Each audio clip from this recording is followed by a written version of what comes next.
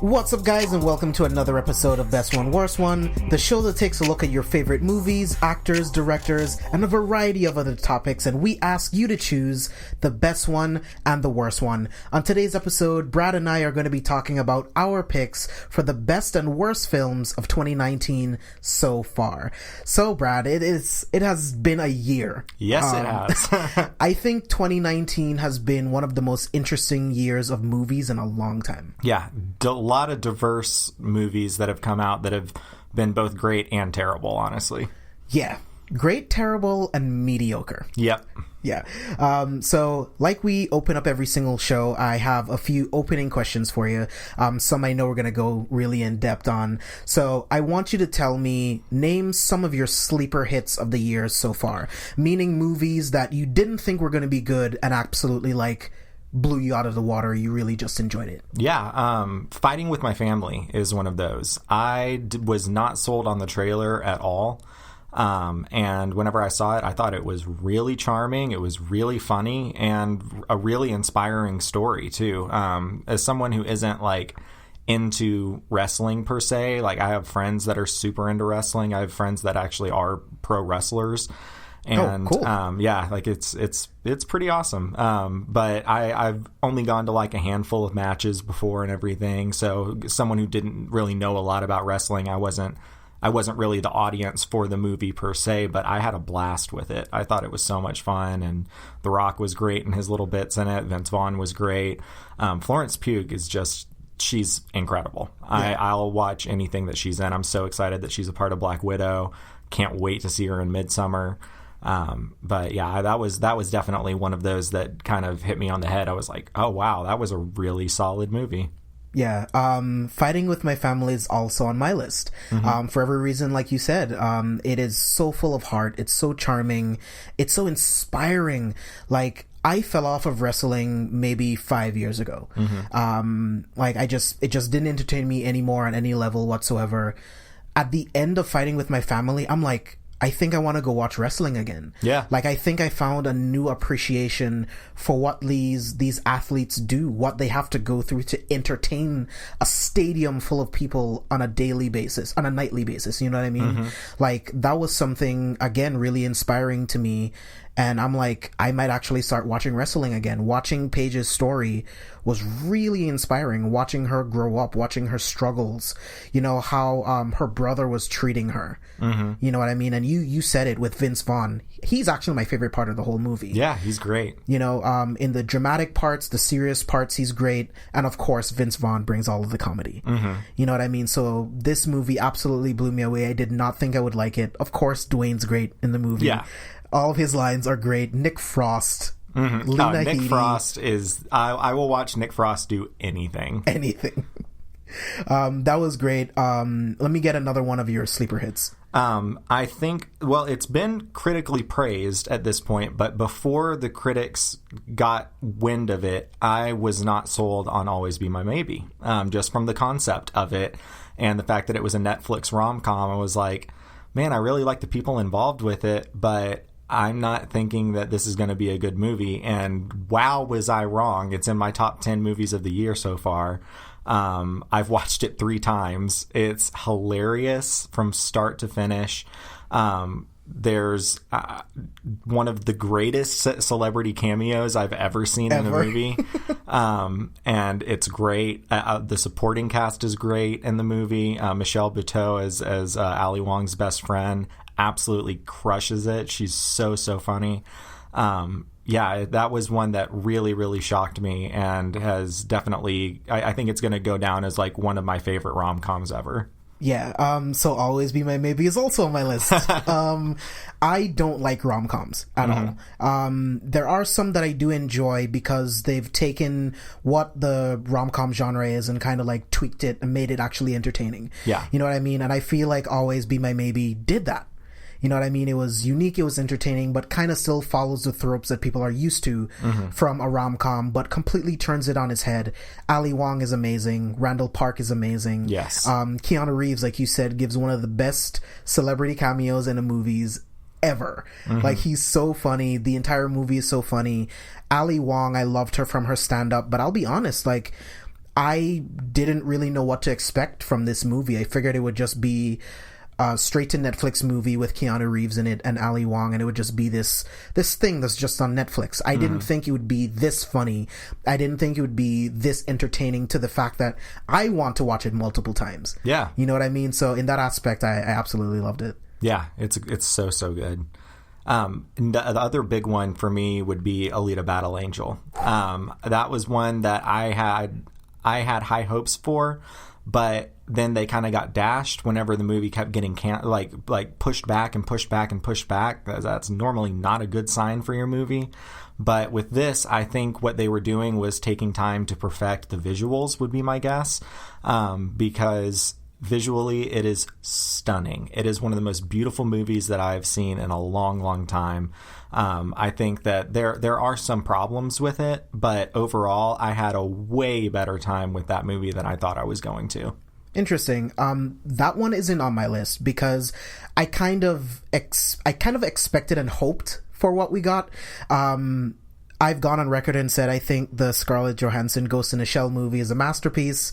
I know I'm the only person in existence that thinks that, but I think it's a masterpiece. And looking at this, looking at the visuals, knowing what James Cameron put into this film, the fact that he was such a huge fan of the property, and I've seen the anime. When the movie was coming out, I read some of the manga. It is a beautiful adaptation in every way. The romance does not work whatsoever. Yeah. That brings down the film for me, but everything else, it's absolutely everything that I expected it to. One that I didn't think was going to be that great was Child's Play. Yeah. I didn't think Child's Play was going to be good. It's so much fun. In my review on carefulforspoilers.com, go ahead and check that out, I put in my review that this film did what Terminator Genisys was supposed to do. Mm-hmm. It took a franchise, updated it to modern times, using it to be able to connect to all of your devices, being this great technological thing that we just use in our everyday lives in the hands of a murdering AI. Yeah. You know what I mean? And I feel like it took that, elevated it, while also bringing it into the modern age and making fans of the original series feel like it's something that they saw before. Mm-hmm. You know what I mean? I feel like it works on all cylinders. It updates a lot of different things. Mark Hamill is super creepy as the voice of Chucky. And they could have so easily just gone with like a CG Chucky, but I love that they have like the practical effects in there, and it's actually a really creepy doll, not just this computer generated monster, basically. Yeah. Make sure to keep your eyes open for our Best One, Worst One review, where we are going to be doing the entire Child's Play franchise. That's actually going to be the next episode, so keep your eyes open for that. Another sleeper hit for me was Pet Sematary. Yes. I actually really, really enjoyed Pet Sematary. I loved Pet Sematary. I thought the original was creepy, but I feel like this was a remake, whatever you want to call it, something that took the original, elevated it, updated it for modern horror, and it is creepy as fuck. The Pet Cemetery at night, where it's all foggy, where the actual burial ground is. Holy shit, how creepy is the girl? Oh yeah, in the movie. I love that they switched it up too, and that it was the daughter that died and everything. Like it was, because you can do so much more with an older child in a role like that than you can with a toddler, like it was originally. But yeah, and Stephen King himself loved this adaptation, which he's normally super picky with his movies. So I'm right there with you on that one. I loved Pet Sematary. Yeah. Do you have anything else on your sleeper list? I don't have anything else written down. Trying to think if there's any other ones. I mean, Booksmart needs more exposure, I think. It bombed in the box office, and it shouldn't have. It's one of the best movies of the year. It's in my top 5 of the year. And it's such a good movie, and people need to see it. I don't know when it's going to be out on home release. It's probably sometime soon. But definitely see Booksmart if you get the chance to. It's absolutely hilarious. Almost like a female-led Superbad for modern times. Really, really solid movie. I couldn't have said it better myself. I agree completely. in adding Booksmart to this list. I had zero expectations. I had no idea what to expect. And everyone said that the movie was good. It had really great reviews from the ones that I saw. Anyone that I knew that saw it said it was great. You said it was great. And I finally saw it. And I'm like, this movie is amazing. Like you said, it's bringing Superbad with female leads. And it's completely different, but it's that raunchy kind of comedy. I don't usually like coming of age movies. And I feel like this film fits into that wave of that. Yeah. But this is so cool. It's so different. It's so unique. It's so funny. Billie Lourd kills it in that movie. She is so funny. Yeah, she absolutely kills it in the entire film. So let's go ahead and dive in. Let me get your honorable mention, or your 2 honorable mentions for the best movie of 2019 so far. So my number 3 is going to be Us. Us is, I think, all 3 of the movies that I have as my top 3, I feel are masterpieces in their own right. Us absolutely blew my mind when I saw it the first time. I've seen it 3 times now, and it's just gets better every time I watch it. The supporting cast is fantastic. The main cast is fantastic. There's really nothing that I can knock the movie on. It's just a solid movie all around. Super scary, super thought-provoking, and just unsettling. And it sticks with you long after you're gone. And also talk about an incredible soundtrack. Yeah. Soundtrack to that movie is fantastic. But yeah, Us fucked me up, man. It was it gives me the heebie-jeebies just thinking about some of the scenes in that movie. But it's also hilarious in parts too. Like, I love Winston Duke. If you guys want to get crazy, we can get crazy. It's the way that he says it is just so funny, because he's not this tough guy character. Yeah. And to see him kind of stepping up to support his family in that moment, I love that scene in the movie. But yeah, Us is going to be my choice for number 3. Number 2 is John Wick Chapter 3 Parabellum. I think that it is the best John Wick movie that we've gotten. I think that it is in probably my top 5 favorite action movies, period. It is so exceptionally well paced. The movie flies by. The cast is fantastic. Bringing in Angelica Houston is great. Bringing in, I just call him the Iron Chef because that's what I know him as. He's great in it. A lot of humor in this one that wasn't really there in the previous movies. And I think that it was great to kind of have some funny moments to kind of break up the brutal violence that was in the movie. I've kind of described, when I was talking to my brother about it, it's almost like watching a violent ballet performance. Yeah, that's exactly what it is. Watching this incredibly well choreographed fight sequences that further the story. It's not just violence for the sake of violence. Like it actually, like, you feel the impact of every kill. It's just such a crazy, over the top movie, but also somehow stays grounded within the universe that it's created. So yeah, John Wick Chapter 3 is going to be my number 2 honorable mention. Okay. I am going to give my number 3. My number 3 is Avengers Endgame.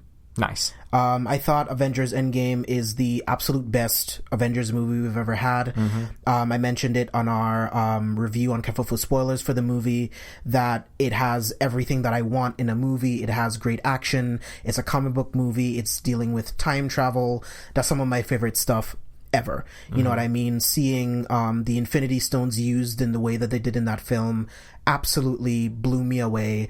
But I felt like there were just 2 more films that were just better. I will echo what you said. These 3 films, in my eyes, are all masterpieces. It's just that there is something about these other 2 that I just liked a little bit more. Mm-hmm. So my number 2, John Wick Chapter 3.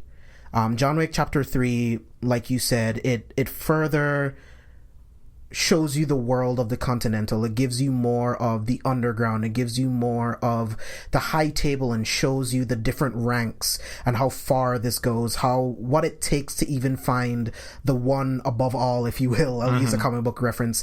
The one above all when it comes to the Continental and everything that happens in that world. You know what I mean? They stepped up the action. They stepped up the locations, the cinematography, the music. Absolutely everything. The hand-to-hand combat, what they use to kill people, it's all elevated on all cylinders, and that's why I chose it as my number 2. So I would love to get your number 1. What's your pick for best movie of 2019 so far? My best one is Avengers Endgame. I've seen Avengers Endgame 6 times now. I'm actually seeing it again tonight to see the bonus footage in the re-release. I cannot get enough of this movie. I think that it is a perfect comic book movie. It is so rewarding to all of the people that have paid attention and watched all of the movies, watched all of the one-shots, watched this TV series. There's something in there for everyone. If you are even just a slightly Marvel fan, you will find something in this movie to love. I feel like it just stepped up everything as far as we'd seen in a Marvel movie yet. I think that Silvestri's score is the best score that he's done yet. Agreed. The track Portals on there is incredible. Also my favorite scene in the movie. To see all of the characters that we saw snapped come back in that moment, and we finally I get chills saying it. Getting the Avengers Assemble finally spoken on screen with Cap holding Mjolnir is one of the coolest things I've ever seen in a movie. And I just can't get enough of it. It's 3 hours long, and it doesn't feel like it. It's, we went in depth on it on Careful for Spoilers, and I can't talk about this movie enough. It's so good. Yeah, it really is. And I wanted to say more about Endgame because I think it's like a perfect comic book movie in a sense. You know what I mean? Like, it's everything that I could ever want. So my pick for the best film of 2019 so far is going to be Us. Us absolutely messed me up psychologically. I haven't been this affected by a film in a really, really long time. I've seen it twice now, and it's like, I don't know when I'm going to see it again because I need to be in the right mindset to put myself through the things that are happening in this movie. I feel like it is an allegory for what I'm going to call the human condition, the way we treat each other, the complete disregard for human life. Yeah. It's like, oh, you're no longer making me money. Your life is now invalid and I don't care. Yeah. You know what I mean? Like, I feel like this film shows how we treat each other in real life. You know what I mean? Like, I feel like it shows us our coping mechanisms, the way we lock away things that we don't want to talk about, the things that we don't want to deal with, you know, how we act in intense situations, the people that we can become in intense situations. And I feel like this film is absolutely terrifying. There's no jump scares, there's nothing like that. It is the imagery, it is the score, it is the dialogue, it is the performances. They're all masterful. This film is beautifully directed, beautifully lit, everything about this, the soundtrack. I can never listen to I've Got Five on It the same way ever again. Yeah. I don't know if I want to listen to it ever again because of this movie. Again, I feel like I have gone through psychological trauma watching this movie. It is absolutely incredible, and it's why it's my number one movie of 2019 so far. Yeah, I completely understand that. Yeah, man. So let me get your dishonorable mentions for 2019 so far. So, dishonorable mentions for me, number one is going to be Cold Pursuit with Liam Neeson. I missed it. It feels so incredibly dated. It feels super racist in some parts. It's against Native American people. There's literally a part in the movie where there's an exchange between a hotel concierge and a Native American person, and whenever she asks if you have a reservation, they then have an exchange about how they're offended that they use the word reservation in front of a Native American person, and that's supposed to be a joke in the movie. Okay. Yeah. That's the type of caliber of joke that we're going for in this movie. Wow. Okay. Which this movie was a remake of a, I believe, Swedish movie that Stellan Skarsgård originally starred in. That, oh, cool. That was supposed to be fantastic. It had really good reviews. And then they switched him out with Liam Neeson in this one. Liam Neeson famously said some horrible things while on the press conference tour for this movie. And I don't know if that kind of soured my mood going into the movie or what, but none of the humor worked for me. The violence just seemed really angry in it. It just didn't come together at all for me. And the movie had Laura Dern in it, and Laura Dern's my favorite actress, and I still have this in my dishonorable mentions because she's barely in the movie too.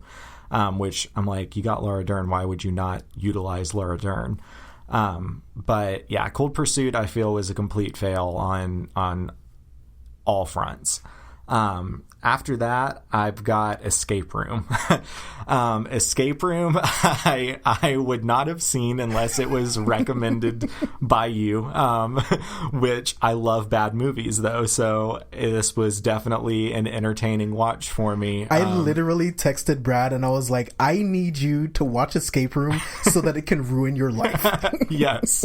It is supremely dumb.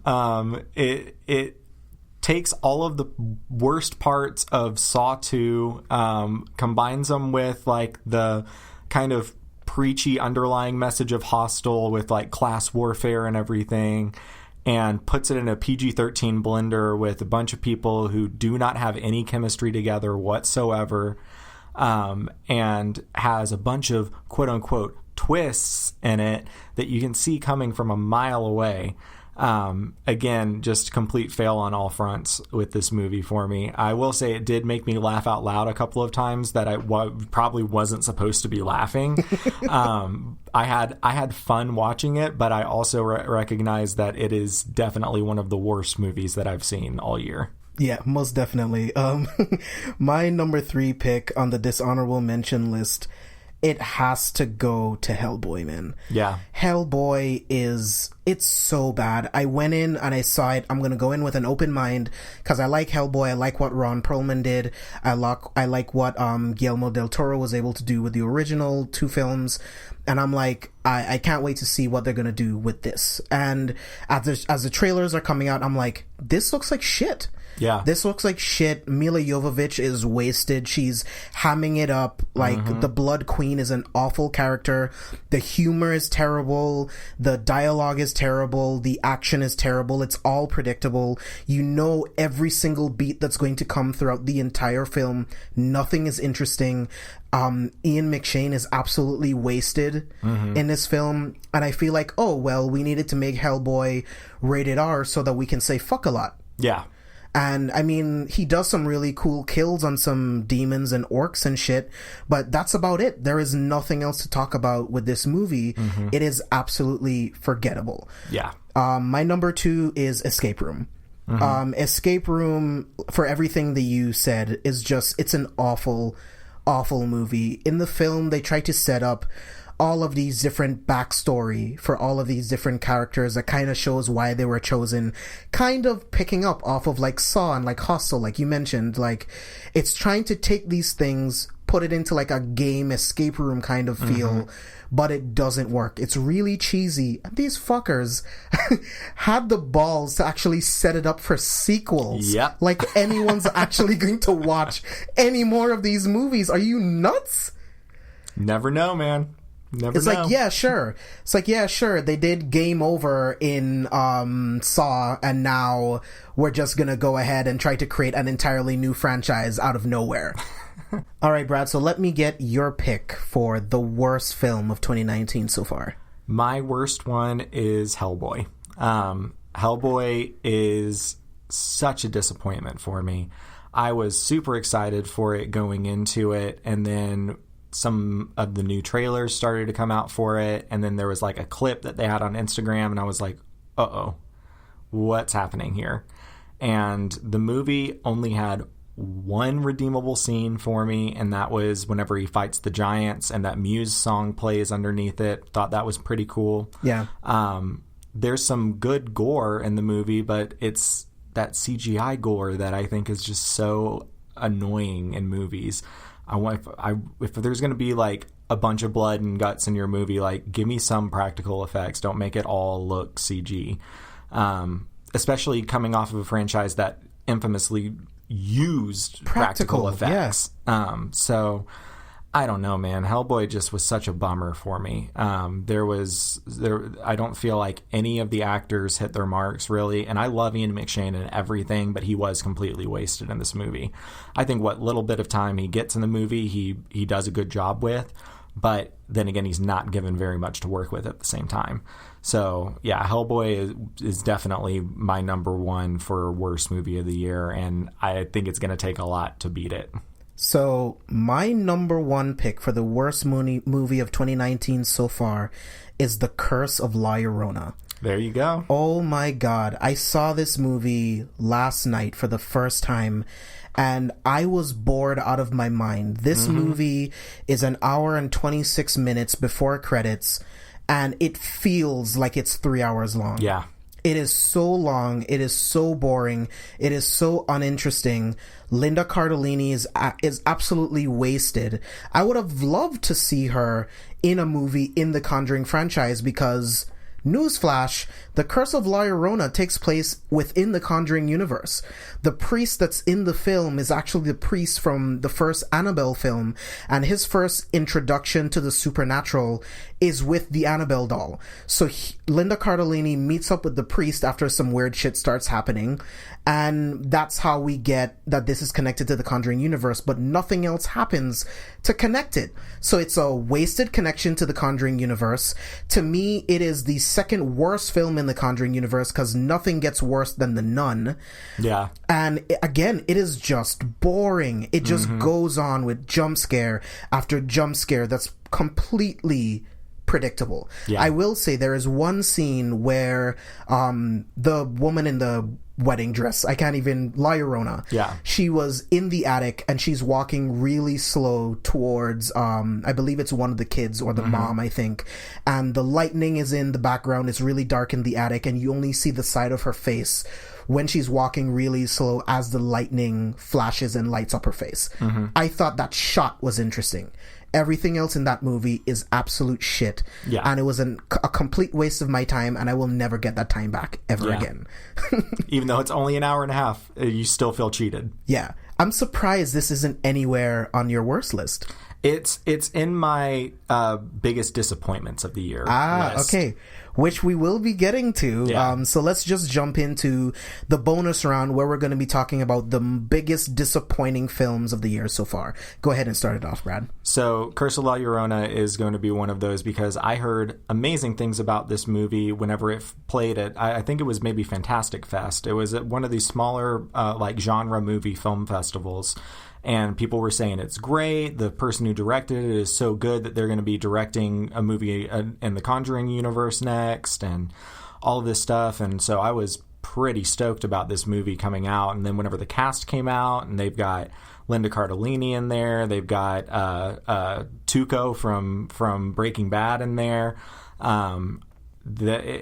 I thought that this was going to be a really good horror movie, and then all I got was just a bag full of jump scares. And I haven't seen Annabelle, and so I didn't even make that connection. And so that makes me even more bummed out that movie is taking place in the Conjuring universe, because it is so subpar to any of the other movies in that universe besides The Nun. Yeah. So, that one was such a big bummer for me. Hellboy was a huge bummer for me. But probably the biggest disappointment for me this year was Detective Pikachu. Really? I did not like Detective Pikachu. Huh, and okay. I'm a huge Pokemon fan. I loved the world. I loved the way that the Pokemon looked. But I did not like the story of this movie. They played it really safe. Yeah. It was super predictable. It was very paint by numbers for me. And Pokemon is such a lively, bright, vivid world. I would expect a story to match that. And what I got was a super mediocre, boring story that I called all of the beats for before they happened. And Ryan Reynolds was fine. Justice Smith was fine. Catherine Newton was okay. It was Bill Nighy. I did not like the twist with him and Mewtwo. I thought that was really lame. I called it the moment I saw him on screen for the first time. Yeah. Because the first time you see him on screen, it's like in a video, and he's talking about what you could do with like transferring consciousness or something like that, and like what you could do. I'm like, he's going to switch consciousness with Mewtwo, and he's going to be the most powerful villain in the Pokemon universe, and then he's going to be defeated, and then the movie's going to be over. And that's exactly what happens. Yep. Yeah, I was super let down with Detective Pikachu. Okay. The one thing I will say that kind of annoyed me was I'm supposed to believe that Ryan Reynolds is Justice Smith's dad? Yeah, that is a little wonky. I'm like, no. Yeah. Mulatto people exist. I get it. But Justice Smith did not come from Ryan Reynolds. I don't care what you say. Yeah. It just doesn't work. The reason why the film didn't bother me was simply because I feel like you kind of had to play it safe. Like The Force Awakens, I feel like The Force Awakens played it really safe because this is the start of something bigger and you need people to be invested. You need people to like it. So let's not go too crazy. So on that level, I'm like, yeah, it's fine. Will I rewatch it a bunch of times? Probably not. Fair enough. One of my most disappointing movies of 2019 is Men in Black International. I didn't see it. I was bored out of my fucking mind. Yeah. When I saw the trailers, I thought this is going to be great. This is going to reinvigorate the MIB franchise. Like MIB 3, I wish it didn't exist. It is one of the worst films I've ever seen. Yeah. It is one of Will Smith's worst performances ever in his entire career. I think the only thing worse is After Earth, his performance in that movie. It's all terrible. And I'm like, Chris Hemsworth, Tessa Thompson, Kumail Nanjiani. You have this built-in chemistry between these two characters with Kumail Nanjiani. Fucking sucks. It doesn't suck. It's just really mediocre, really boring. The film is much more concerned with giving you references to the previous films, giving you music from the previous films, little Easter eggs, and then it just doesn't fucking do anything interesting. This movie does everything you've seen before with better CGI. Wow. Completely uninteresting. It's kind of weird. I don't want to spoil anything for you since you haven't seen it, but I'll just leave it at that. It was just completely uninteresting for me. Yeah. I think Dark Phoenix was really disappointing. The X-Men movies have really let me down over the past couple of years. Apocalypse is one of the worst ever. And I was really looking forward to this movie, actually. And I don't know why I'm constantly fooled by the trailers thinking that this is going to be the X-Men movie that changes it all, but it doesn't. It's also really mediocre. Yeah. It does some really cool things with some of the X-Men characters. Spoiler alert, have you seen the movie? Yeah. So spoiler alert for everyone else, I'm sorry. Spoiler alert. My favorite thing in the entire X-Men franchise happens in this movie, though. Jennifer Lawrence's Mystique dies. Yes. It is the greatest thing that could have ever happened to the X-Men movies, because this is one of those things where an actress takes on roles and takes these contracts because it's going to be financially stable in the future. But as soon as you win your first Oscar, you can tell that she no longer cares about any of these movies. With The Hunger Games, she was checked out. The X-Men movies, she was checked out. And I'm so glad that they finally put her out of her misery and I never have to see Mystique ever again. Yeah. This film is an absolute waste of Jessica Chastain. Anyone else could have played her role and the movie wouldn't be any different. Jessica Chastain is in this movie for face and name alone and to draw people in, and this movie is absolutely mediocre and I really never need to see it ever again. Yeah. The biggest atrocity this year, the biggest disappointment is Annabelle Comes Home. Oh, man. And this is my fault because I thought that Ed and Lorraine Warren were going to be in the movie a lot more than they were, and they're not. Oh, man, they kind of show up bummer. and then they're not in the movie. And I'm sorry to spoil that for you. No, I'm sorry. It's all good. But this is yet another mediocre, boring entry in horror movies in general and in the Conjuring franchise. I think that Annabelle Comes Home is 5% better than The Nun, but it's still a piece of fucking garbage. It is also 90 minutes and it feels like an eternity. I saw it twice. I saw it at an early screening like 2 weeks ago. Saw it again in theaters because I'm like, now that I know what I'm in for, maybe I might see it differently, because that happens with some movies sometimes. I think I hated it more the second time. Wow. It is a steaming piece of fucking garbage. That sucks. And that was definitely the biggest disappointment of 2019 so far for me. Like, I don't even want to talk about it anymore. Let's start naming some of our most anticipated movies of 2019. Why don't you start it off? Midsummer, I am so excited for. I have managed to avoid the trailers. All I know about it is that it's Ari Aster who did Hereditary, and that Florence Pugh, Will Rayner, and Will Poulter, or Jack Rayner, and Will Poulter are in the movie. So that's all that I know going into it. That's all I need to know going into it, is that Ari Aster has his name on it, because dude is amazing. Cannot wait for Midsummer. Super excited for Spider-Man. Probably my number one most anticipated movie of the year, though, even more so than Star Wars. Star Wars is number 2, but that kind of goes without saying. It's Star Wars, but Once Upon a Time in Hollywood. I cannot wait for Once Upon a Time in Hollywood. Same. Quentin Tarantino is one of my all-time favorites. I don't care how cliche that is. He is one of my all-time favorites. And this movie looks like it's going to be absolutely incredible. I'm already, just from the trailers, I'm calling for a nomination for Leo again. It looks like this movie is just going to be everything that I love. It looks like Brad should get Best Supporting too. Yeah, he looks amazing. In that trailer, that you're Rick fucking Dalton. Yeah. It's so good. I just cannot wait for that movie. It can't get here fast enough. Yeah. Do you have any more? Trying to think. I mean, Rise of Skywalker, already mentioned. Super excited for that. I think that that has the best trailer that I've seen all year. Man, there's a movie called Loose coming out that looks really, really good. Haven't heard of it. It's about a family that adopted an African boy from a war zone. And I'm thinking that he was some sort of child soldier before he was adopted, is what it looks like from the trailer. And then it's many years later, he's in high school, and he writes a paper on violence. And Octavia Spencer plays his teacher, and she is completely disturbed and distraught by the way that he looks at violence. And she like brings it to the principal's attention, and they bring it to the parents' attention, and then the rest of the movie seems to be this psychological warfare between the child and Octavia Spencer. Is she actually being threatened by him? Is she just misinterpreting him? Is she holding his past against him? It looks really, really interesting. Like it's going to be a really kind of fuck with your head type of movie. No. Okay, cool. Yeah, I haven't heard of it. I would love to. Is there a trailer out already? Yeah. Yeah, I'll have to go check it out for sure. I have a lot of most anticipated movies. Like I said at the beginning of the podcast, I think 2019 is one of the best years for movies in a really long time. I feel like we've already talked about some really good movies, and there's still so much great ones to come. Mm-hmm. One of them, like you said, Midsummer.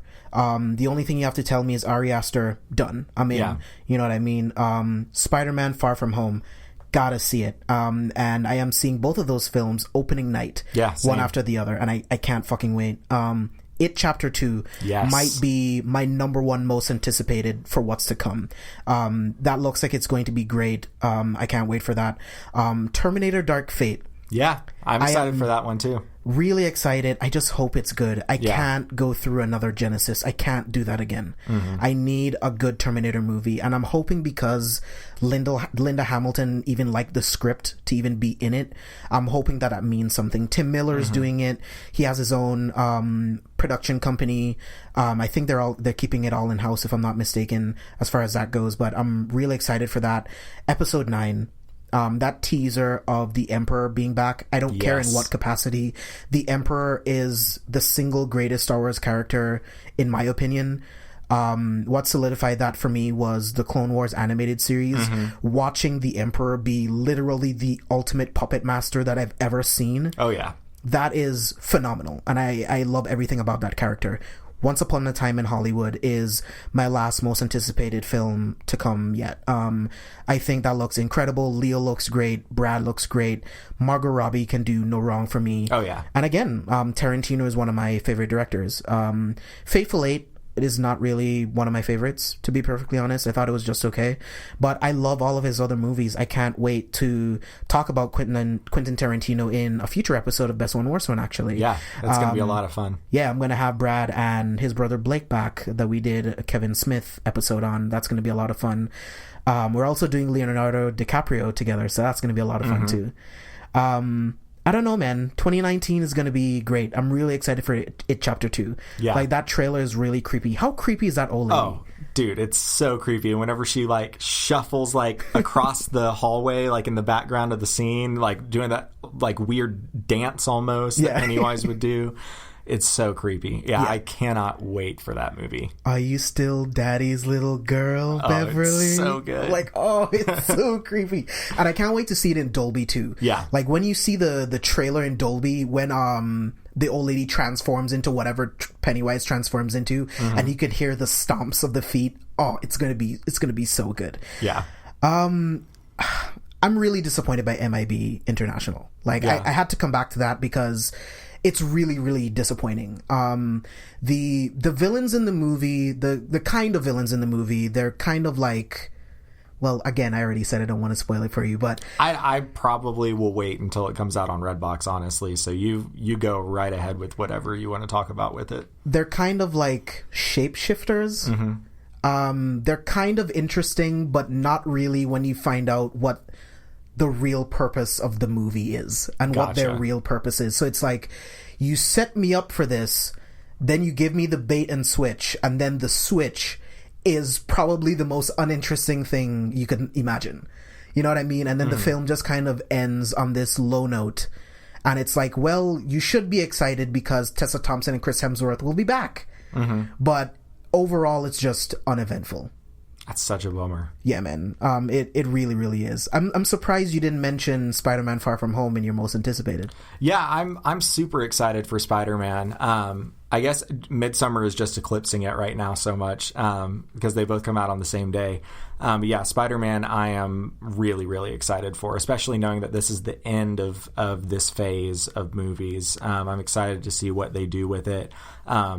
Everything that I've heard about this movie is that the marketing is only stuff from the first half of the film, and that the second half of the film is just going to knock you on your ass. And so that I'm really excited to see what that means, like what surprises it has in store. I'm really hoping that Mysterio is a bad guy in it, because it would bum me out if they made Mysterio just like a full on good guy. So I hope he's a good guy. Really? One because we know that Quentin Beck from 616 is a bad guy, but he's Mysterio from another universe. That's true. So I'm hoping he's a good guy because I don't want them to do the Mordo thing again. Like in Doctor Strange, it's like, oh, they're pals, he's a hero, and then something happens towards the end, and then he's not necessarily a villain, but he's an antagonist for Spider-Man in the future. I'm sure that might happen, but I don't want that to happen. I kind of want, after this ends, I kind of want Mysterio to go back to his world.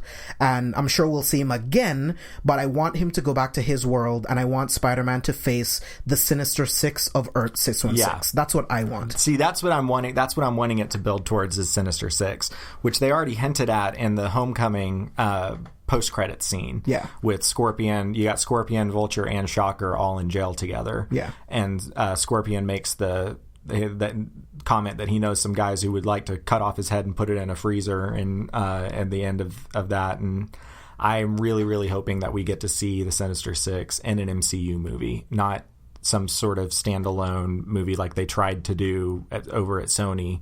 I'm really hoping that we get to see that come together with Tom Holland and have it be connected to the MCU still. Do you have a favorite member of the Sinister Six? Oh, man. Well, depends on which iteration of the Sinister Six you're talking, but Kraven the Hunter. Okay. is probably my favorite Spider-Man villain. I would have to say Doc Ock. Yeah. I mean, you can't go wrong with Doc Ock. Yeah, I mean, I think he is absolutely brilliant, which I think is his greatest weapon, his mind, because that's something that he can combat Peter with. You know, they both have strength. He obviously has enhancements with the arms, but he's also just as smart, if not smarter than Peter. Because I feel like Peter uses his smarts to beat his villains, and his strength and his abilities allow him to pretty much stay alive and do what needs to be done. But the important part is his intellect. Yeah. You know what I mean? And I love that, and I would love to see a new iteration of Doc Ock. I loved him in Spider-Man 2, in Raimi's Spider-Man 2. Thought it was great. I would love to see another iteration. Definitely. Yeah. Guys, I think we're going to close it out there. This was a really fun conversation talking about the best and worst films of 2019 so far and what we're looking forward to for the rest of the year. So, Brad, thank you again for being on the podcast, man. Yeah, thanks for having me. It's always fun. Yeah, I want to give a quick shout out to all of the patrons. One of my first goals that I had for Patreon was being able to have the patrons help support me with the storage costs of all of the different podcasts that I do, and I'm happy to say that we finally hit that milestone. I am eternally grateful to you guys. You are literally making my dreams come true. All I want to do is be a podcaster and talk to my friends about movies and build this podcast network and just talk about, again, movies with my friends, and you guys are making that possible for me. And again, I am eternally grateful, and I just wanted to say thank you so much. Again, the first 2 episodes of the Careful for Spoilers podcast is available for free right now, so go ahead and tell your friends to check out the episodes, and maybe they might want to become a patron. So for Brad and myself, we'll see you guys next time. Peace.